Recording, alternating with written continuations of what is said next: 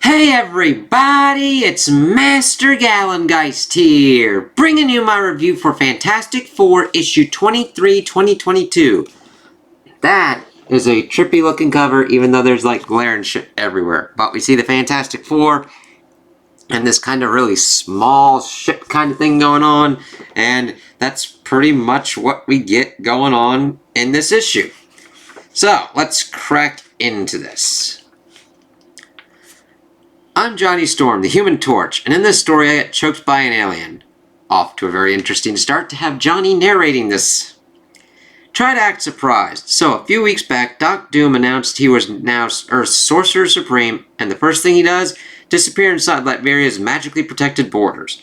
Since then, some people have remained focused on Doom. Reads all, we must deduce what he's planning so we can determine how his plans might best be prevented.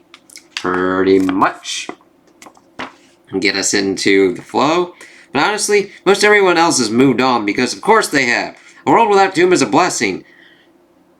Johnny, just because Doom's not doing something doesn't mean that the world doesn't have Doom in it doing shit. And if he does return, so what? The simple fact of the matter is, if Doom tries anything, we'll defeat him. We've done it before. How many times? It's like, that kind of confidence and bravado gets you, like, smacked, man. Johnny, he's a threat, and so are you to your own clothes. You're the one who does the laundry. You're only making work for yourself, man. As we see Sue utilizing her force fields to catch like the chili, all the ketchup and mustard and stuff from his hot dog. It's like, come on. Johnny Storm in. Johnny Storm gets choked by an alien in this one. A threat? What? What? And the lights on fire. Lights on fire, flies, creates deadly lasers with his sister, and makes a flaming buddy with a cool name guy. Isn't a threat? Come on, Sue. It's like, come on, Johnny. Think it. All you accomplished here was turning ketchup, mustard, and onions into burnt ketchup, burnt mustard, and burnt onions. Exactly. And the same will happen to any who stand before us, right, kids? I'm a fearsome warrior, not as fearsome as I am. It's like, oh, jeez.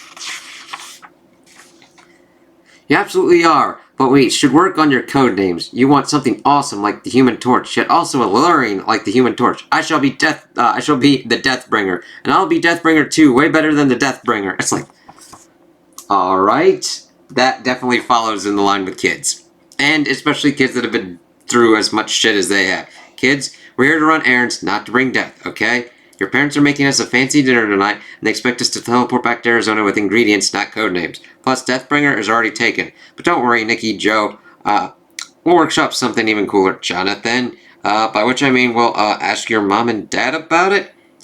You know there's a fine line between cool uncle and agent of chaos. Sue, I simply couldn't disagree more. It's like, Johnny is just mainly the agent of chaos. Like, yeah. He tries to be cool on certain kind of things, but it's like, oh shit. And I'm about to ask if anyone wants to go to the candy store to eat so much sugar we forget our own names. Agent of Chaos right there. Oh, you want a piece of me? Come and get it. When the universe decides it's got significantly less fun plans for today.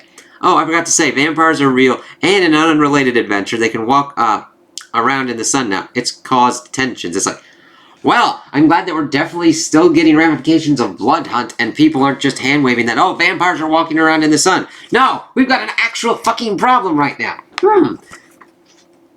Come on, do it. Get up, vampire, and try to take a bite. See how well it goes for you. You better keep walking, Daywalker, or you'll what? You'll what? Hey. What is he, your buddy? You looking to get bit too? Stay out of this. Nah, I'm good for bites. Hey, quick question. Are you guys good for flames or... Smack! It's like, what the fuck? And I really like the paneling here because it's following along the usual kind of lines, and then we get Johnny's kind of taken out. Like, he gets hit, and the panel's like, what? And Sue's utilizing her shields, and it's like, what's going on with Johnny? Something hard. Hit me like a ton of bricks. I don't. And then we see that Joe gets fucking tanked, too. It's like, shit. That's it. Human or vampire, you do not get to attack my brother. And you definitely do not get to attack my niece and nephew. Whoa! And she pretty much goes into, I'm Sue Storm, the Invisible Woman, and I need to take care of this shit. Pretty much putting people into shield bubbles. We didn't do anything we didn't have anything to do with this lady. Yeah, find someone else to squeeze into a force field. What? They just happen to get hit when we intervene? It's a big coincidence you're completely innocent? Lady, look behind you. And, actually, that's exactly kind of what it is.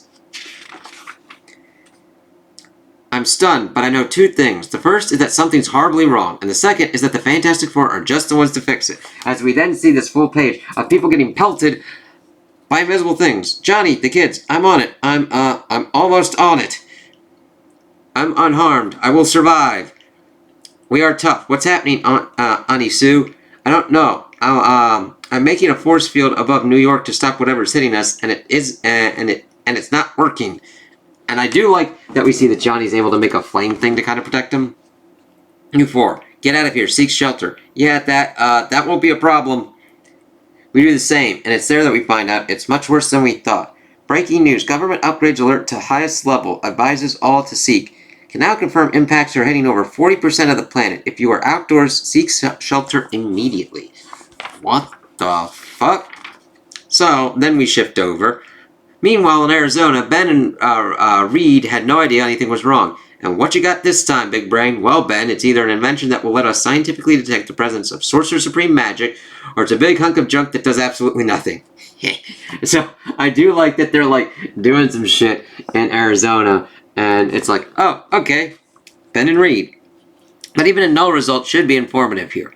And we're outdoors because this is far from Latveria, and any signals will be weak, and an unoccluded view of the sky should help. Magic may be magic, but it's still got to obey the inverse square law, right? Don't look at me. I get turned around at abracadabra. Activating 3, 2, 1, and then whack. It's like, what the fuck? This one's nutty. I have to hand it to the art on this one, especially with Reed's powers. Back to the old drawing board, huh? I'd feel bad, Stretcho, if that weren't already your favorite place. Odd, I haven't even turned it on yet. Look at that. That is gnarly there.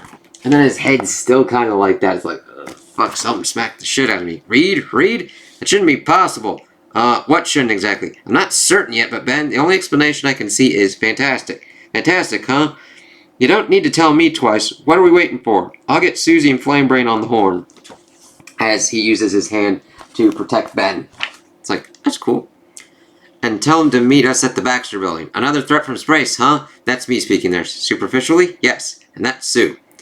But whatever this is, it's not like those invisible asteroids we faced a few months back. Yay! References. Those I could stop. These are different. In both degree and kind, I think. I don't believe this is even connected to Doom. I have a theory, but there's no time to I'd appreciate some explanation, Dad. Same. Yeah. It's like, but the thing is, we have seen that Doom had like a dome over Latveria when Strange was going to kind of confront him. So maybe Doom kind of saw something like this. Okay, fair. There's little time to explain, so I suggest I do so while simultaneously preparing our next steps. And those are, to confirm, we need data. Johnny, you kept all our old vehicles in working order, yes? Oh, far better than just working order. These puppies are purring like kittens, I guess. Terrific. To know what we're up against, we're going to need to shrink further than we ever have before.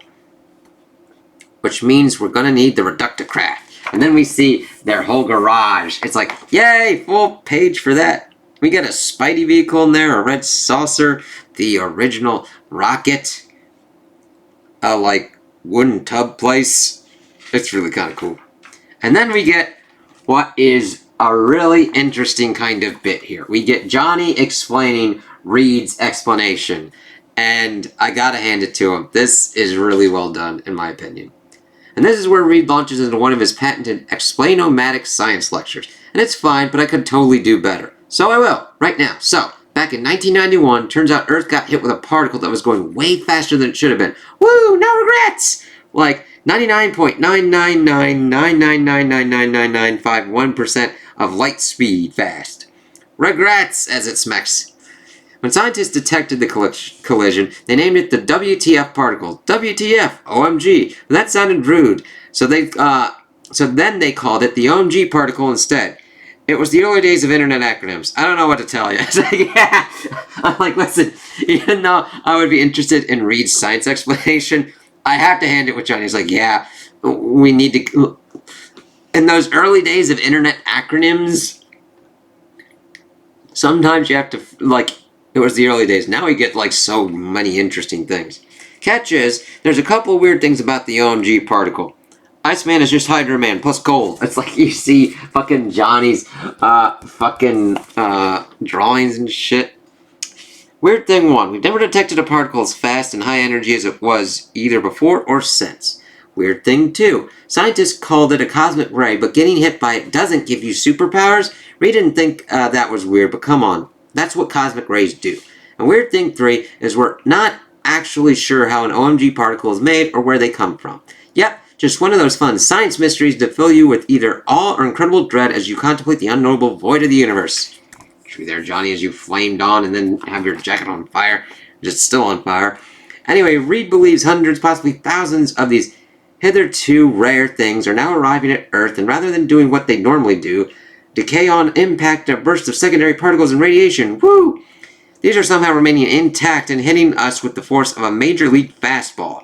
Something's messing with these particles, altering how they normally behave, and Reed wants to know how and why. And that concludes Johnny's Science Corner, featuring me paraphrasing Reed.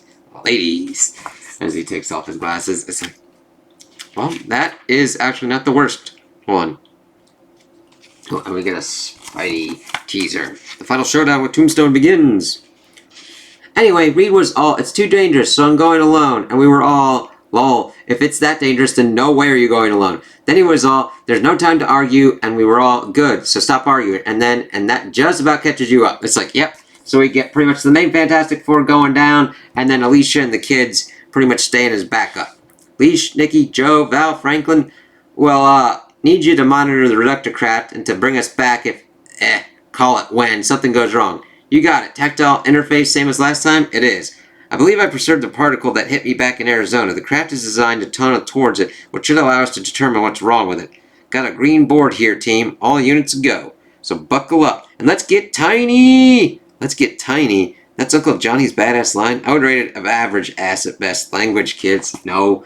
That's, if you're trying to go for badass, average ass is exactly what that was. Then we get some crazy artwork because of the shrinking down and going kind of nutty here. We shrink past molecules, which is awesome, past atoms, past almost the very idea of space. Again, it's honestly pretty neat. I agree, Johnny. Until we're at what I'm told is the preonic level and find ourselves approaching an OMG particle that, to us, is as big as a house. Astounding. It's solid. It shouldn't be. It's a proton, Jonathan.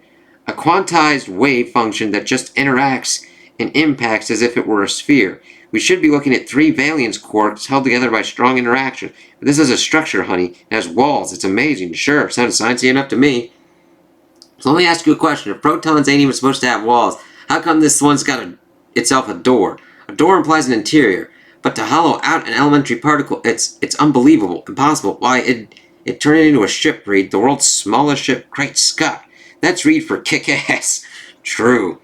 An airlock, which means there could be someone on the other side. That's Sue for let's find out more. Well, what's the holdup? Let's go meet our pilot. And that's me for, hey, anyone else up for rushing in where angels fear to tread? Yeah, that's pretty much Johnny there. I know what you're thinking. Oh, this must be where Johnny gets choked out by an alien. Well, wait and see. Incoming transmission. I've got it, Val. It's an emergency signal. Call them back. Everyone get away from the platform. Something's wrong. The mass readings are way too high. That's not the reductocraft. Get back, get back.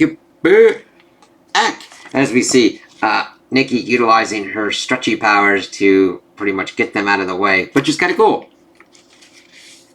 As we see the ship burst up. Everyone okay? I think so. We are unharmed. Alicia, we need help. As I really love them kind of coming out of there, and Johnny's just like, we need help, and we see the alien's dead. Unfortunately, there was no use. The alien pilot, whatever he was, died just after we made contact. He didn't even try to choke me a little. But at least now that we know what these particles are, Sue can harden her force fields at the subatomic level, thereby funneling them towards us instead of everyone else. The planet is, for now, safe. We have hundreds of particles arriving in the Baxter building. If each of them are quark ships, then our course is clear. We help. Exactly. And seeing them do this and see it like help out the planet's really fucking awesome. And true, Johnny, you help. Remember, shrink down, try to save them, and come back. No risks, kids. Buddy system. Everyone's responsible for their partner, okay? I'll work on figuring a way to communicate with them from here. Every single one of us does what we can. And every single alien we find is either already dead when we meet them or dies shortly after, as we see at the bottom as they're laying them out and covering them up. It's like, that's not good. It can't be disease. There aren't any at Prionic scale. We've sterilized the garage. It's baffling. Making progress on understanding their systems and even their language. But we still don't know what's happening or why. Reed, Sue, come quick. We finally got a live one here. Literally. Let me power up my translation matrix. One moment. Keep talking so the matrix can learn. Can you? This world. And here it comes. It's the moment I hinted at way back at the start. I need to leave this planet. Now, I am kicking butt at this foreshadowing thing. Sure, Johnny. Sure. But at least we started it, and we see Johnny getting choked out. It's like, okay, now we'll learn a little bit more. We get our fan page, and then we get a nice, awesome look at the next kind of cover. It's like, awesome. So, this was definitely an interesting one. I'm like, okay, we finished Blood Hunt. What's going to be going on? We at least I do like that even though it's a different kind of story contained to this different kind of situation, we get that Doom, we still get the check-in of Doom as Sorcerer Supreme. Vampires are walking around in the sunlight. We still don't have an explanation for why, but it's not just hand-waved away. And then we get this crazy scenario where these very small objects on the Prionic scale are just hurtling towards Earth, and these aliens are dying. It's like, what the fuck? Johnny's narration is just crazy. It's like, Johnny, North just really has a way with Johnny, and I love his voices for each of the characters. Johnny is just like, oh god. He is truly an agent of chaos. I mean, there can be kind of cool uncle kind of stuff, but he is just fucking chaos incarnate. It works with his, flame powers and everything. But I do love that he's like, we help, because he just looked... I love that the art was able to sell how concerned he was here. It's like, we need help. And they want to help these people. And I do like their shrink uniforms being different and everything with, a spacesuit and all that. Love a costume change. So it'll be interesting to see where this goes. Why the alien needs to leave the planet. Why they're all kind of plopping down onto Earth. And what are the ramifications of this? I'm like, alright, cool. You got me with this kind of mystery. Let's see what goes on next. Let's see if Johnny's narrating the next one. Especially since he's narrating that he's getting choked out. So those are my opinions on the issue. Tell me what you guys think in the comments below. If you liked it. If you didn't like it. If you agree with me. If you disagree with me. Also like and subscribe. And I hope you have a good day.